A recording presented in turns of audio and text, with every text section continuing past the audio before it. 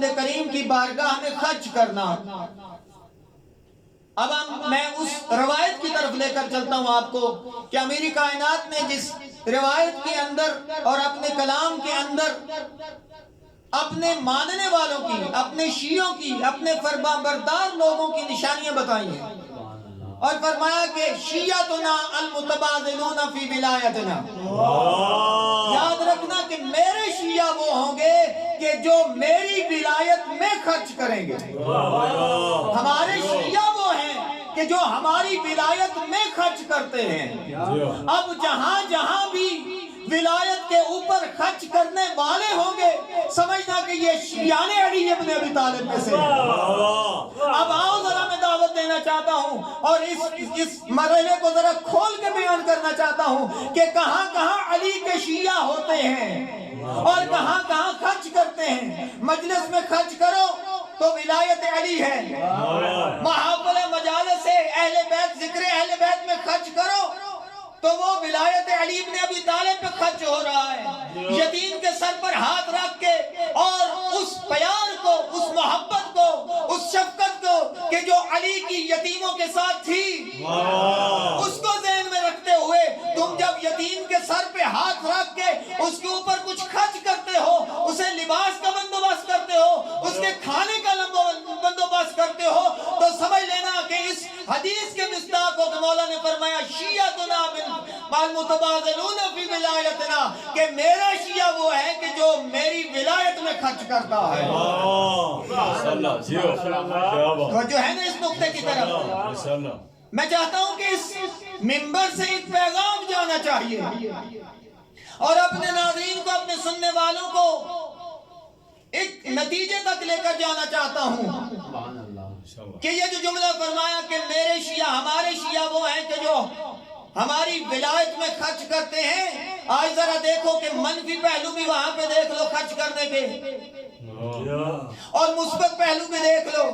ہم دور نہیں جاتے، ہم اپنے ملک کا جائزہ لیتے ہیں، ہم اپنے پاکستان کا جائزہ لیتے ہیں کہ جہاں پر ہمیں منفی پہلو بھی ملتے ہیں۔ حتیٰ اسی وہی علی ہے کہ جس کی ولادت کے اوپر یہ کام کیے جاتے ہیں۔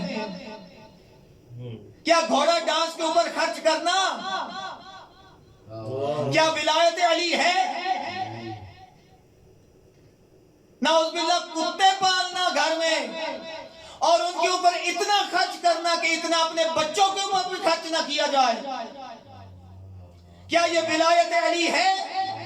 یعنی ایسے ایسے کام مجرے کروانا، اشتہارات چھپوا کے اور کہنا کہ فلاں کی ولادت پہ، بھئی ولادت اس طرح مناؤ کہ جس طرح آنے والا چاہتا ہے۔ ولادت تو مناؤ، آنے والا ہی خوش نہ ہو، تو پھر یہ کون سی ولایت ہے؟ رک کے ایک نقطہ عرض کرنا چاہتا ہوں کہ اگر کوئی بندہ یہ دیکھنا چاہے کہ میرا رزق حلال کا ہے یا حرام کا، صرف اتنا دیکھ لے کہ لگ کہاں رہا ہے۔ اگر ولایت علی میں لگ رہا ہے، سجدہ ریز ہو کے خالق کی بارگاہ میں کہے میرے اللہ تیرا شکر ہے کہ تو نے مجھے رزق حلال عطا کیا ہے۔ یہ منزل ہے نفاق کی، یہ منزل ہے انفاق کی کہ جہاں پہ خرچ کرنا مگر سوچ سمجھ کے خرچ کرنا۔ اور بڑی بڑی دلیلیں دی جاتی ہیں اور کہا جاتا ہے کہ خود قرآن نے کہا کہ کلوا واشربوا ولا تسرفوا۔ بھئی خود دیکھو اس آیت کے اندر خود آیت اعلان کرتی ہوئی نظر آتی ہے کہ کھاؤ بھی اور پیو بھی لیکن اسراف نہ کرو۔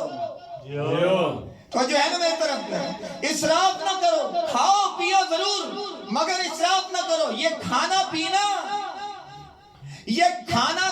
کیا، کھانا کھلانا۔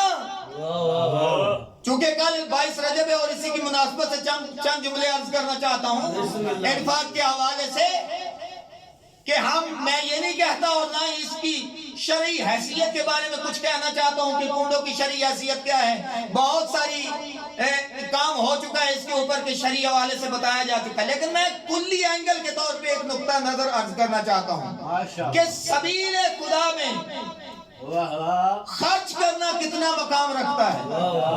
اب چاہے وہ دسترخوان امام حسن سجا کے خرچ کرو یا چاہے دسترخوان امام صادق سجا کے خرچ کرو،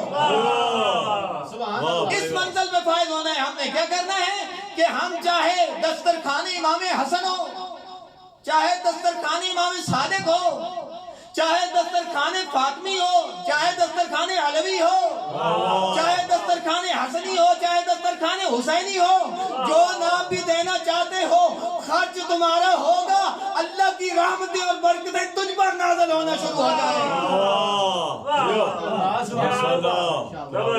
اب اسی کے متعلق میں اپنی بات کو آگے بڑھاتے ہوئے عرض کرتا ہوں